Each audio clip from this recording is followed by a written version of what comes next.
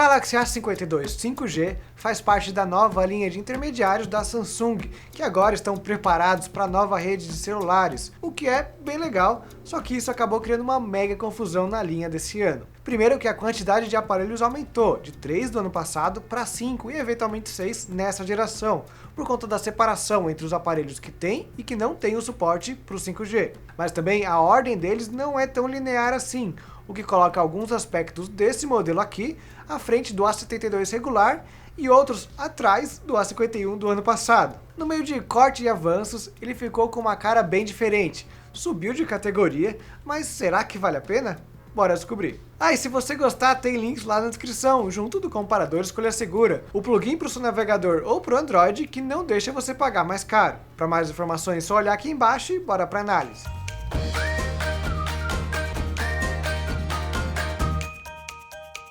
Para começar, os novos Galaxy A52 são um pouco mais grossos, um pouco mais altos e mais pesados, mas no geral mantém a mesma identidade visual do ano passado, com pegada similar e a tela do mesmo tamanho, 6.5 polegadas, apenas com o contorno preto um pouco mais grosso que antes. No entanto, é olhando para a traseira que vemos o primeiro ponto que eu não diria ser polêmico, mas que parece ter recebido um grande corte. Ela ainda é feita de plástico, assim como tem sido desde o Galaxy A50, só que ao invés do efeito reflexivo que tentava imitar o vidro e dava uma cara de semi-premium, agora ele utiliza um material quase emborrachado, mole que até chega a ser bonitinho, mas dá uma cara de barato, que fazia tempo que a gente não via no aparelho Samsung. É quase um celular da Xuxa.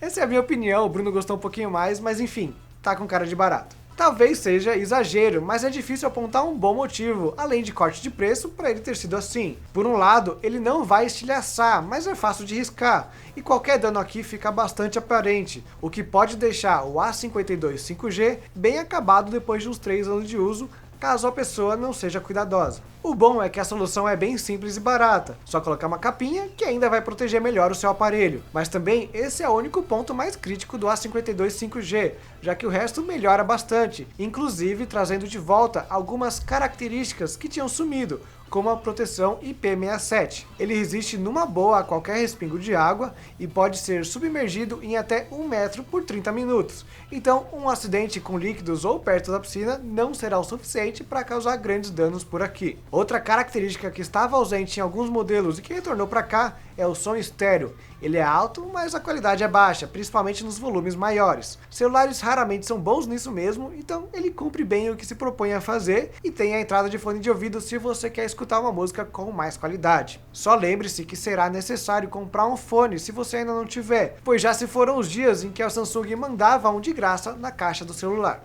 Se na construção o A52 5G meio que deu um passo para trás em alguns pontos, na qualidade de tela ele dá 2 para frente. Ela agora é mais resistente, subindo de um Gorilla Glass 3 para o 5, mas o avanço principal foi na frequência da tela, que atinge 120 Hz nessa versão, ou 90 na versão comum sem o 5G. Entre elas a diferença é mínima, mas perante os 60 Hz de um celular tradicional, a melhora na fluidez do sistema é considerável e dá um ar de topo de linha para o aparelho. No entanto, a quantidade de conteúdos disponível para essa frequência é um pouco limitada, e ainda não temos um sistema de interpolação de movimento igual às TVs para adaptá-los para o 90 ou 120 Hz, mas pelo menos o celular é inteligente para identificar quando esses valores seriam desperdiçados e diminui a frequência para o tradicional para economizar energia. Além disso, o brilho aqui também subiu para 800 nits, um nível geralmente reservado para aparelhos mais caros e que faz com que o uso em áreas externas seja completamente natural. Combinado a isso, ainda temos o belo painel Super AMOLED,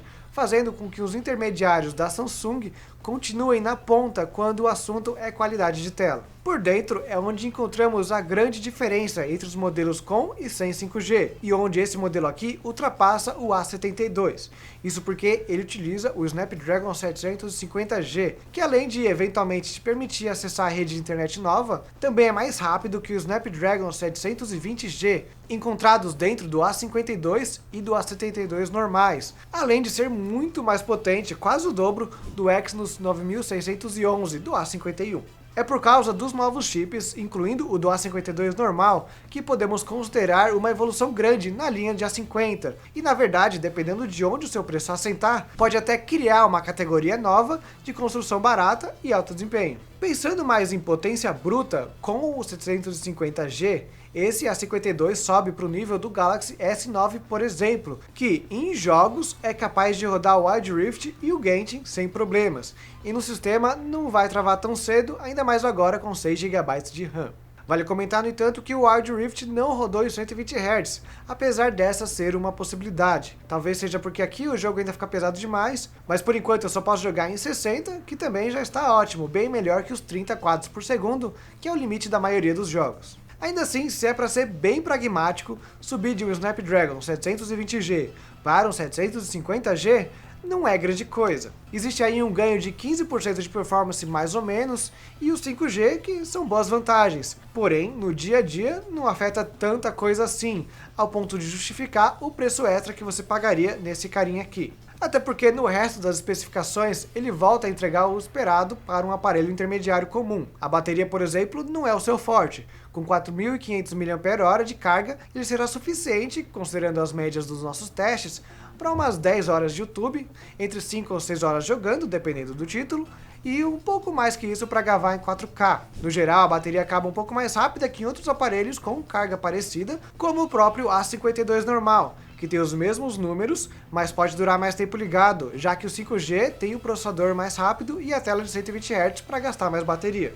Não é uma baita desvantagem, ainda vai dar para chegar no final do dia, mas não será o celular ideal para quem coloca duração de carga como prioridade número 1. No sentido oposto, para carregar, o seu tempo foi ok. Sua curva foi bem linear, carregando 70% em 1 hora e precisando de mais 40 minutos para chegar em 100%. Não é um tempo que dá para reclamar, mas dependendo do preço que ele ficar, você já começa a encontrar aparelhos com fast charge bem mais acentuados que esse aqui.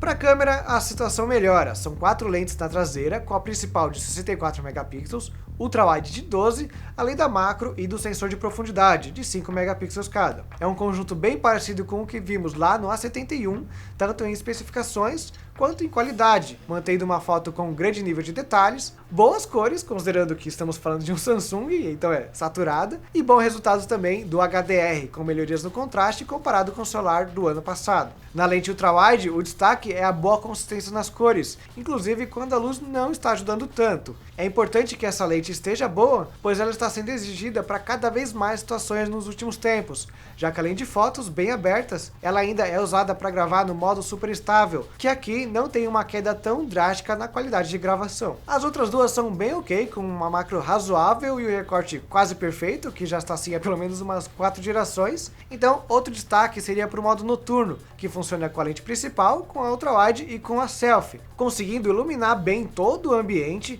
eliminando as principais fraquezas das lentes auxiliares. Falando em selfie, ela também melhorou bastante com um sensor de 32 megapixels, que avançou no nível de detalhes e no balanço de branco. Mas assim como foi no caso da ultrawide, o principal são as gravações, que agora chegam na resolução 4K. Ela já conseguia chegar até aqui lá na 51, mas ficava evidente que o processador estava sofrendo muito para conseguir se manter ali. Agora ela ficou um pouco melhor, com um teco a menos de tremedeira, que ainda acontece, mas até que está bem controlado, se você não estivesse mexendo muito. No final, é uma câmera boa, que firma o A52 como um avanço perante o A51 e o A71, e pode, talvez, valer a pena para quem quer um intermediário um pouco mais forte. Mas para responder isso, a gente tem que falar mais a fundo do preço, que é, de verdade, a pedra no sapato dessa nova geração. Eles estavam todos acima dos R$3.000 quando a gente fez essa análise, que até era esperado por conta da subida de categoria, mas foi muito maior do que devia, para um nível impraticável, não importa quantos brindes a Samsung dá junto. E todo mundo sabe que o valor cai no futuro, mas para quanto? Aí complica. Se puxarmos a evolução de preço do A51, ele começou em R$2.200 e caiu hoje para uns R$1.600. Uma queda de R$500 ou de aproximadamente 24%. Se o A52 5G acompanhar essa mesma proporção, ele ficará em torno de R$2.800 e R$2.600, que mesmo considerando os avanços do celular, ainda está muito caro. Então, para valer a pena, precisaríamos ver uma queda mais substancial, de preferência na casa dos 50% do passado, que o colocaria abaixo dos R$2.000. ou pelo menos uns 40% para ficar ali logo acima do A71. Nessas faixas de preço atualizadas, ele seria uma espécie de flagship killer, com uma baita tela boa, bastante desempenho e uma câmera até que razoável. Se você quer muito um celular com a rede 5G, ele pode valer a pena. Mas, por conta da demora na instalação dessa rede no Brasil e no mundo, imagino que ela não seja prioridade para a maioria das pessoas, o que torna o A52 normal uma opção bem mais interessante. Ele já está bem mais barato e o desempenho pior ou a tela pior não mudam tanta coisa assim no uso do celular, que ainda se comporta como um ótimo intermediário avançado. Aqui vale o bom e velho conselho de fique de olho até Black Friday, que é quando realmente vamos saber se essa nova geração da Samsung será um sucesso ou será perdida por conta do preço alto. Agora eu quero saber de vocês, me contem aí o que vocês acharam dessa nova geração, desses novos preços, e claro, não esquece de deixar um like e se inscrever. Por hoje é só, pessoal, até a próxima!